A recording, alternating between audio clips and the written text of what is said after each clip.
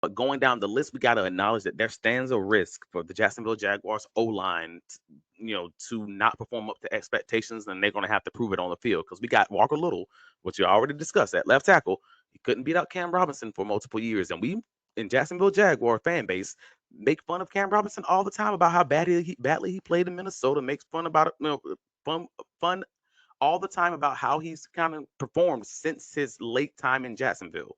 You got left guard Ezra Cleveland, who was traded away from Minnesota when Grant Udinski was on the staff there.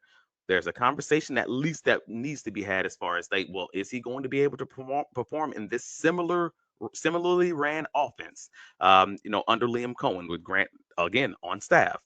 You got center Robert Hainsey, who was a backup Tampa Bay center who struggled in his last starting stint back in the 2023 season.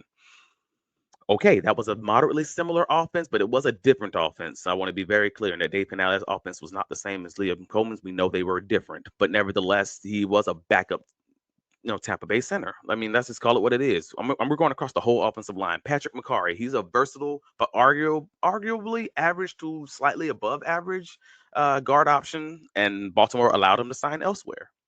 But he does have versatility, and he is going to give you that average to above average play. I will acknowledge that.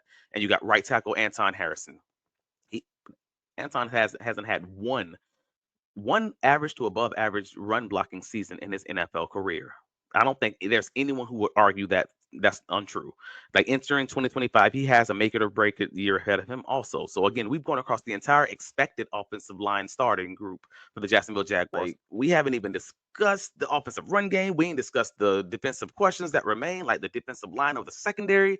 The team has way too many existing core issues and core questions for folks to be like, this one guy, Trevor Lawrence, has no excuses.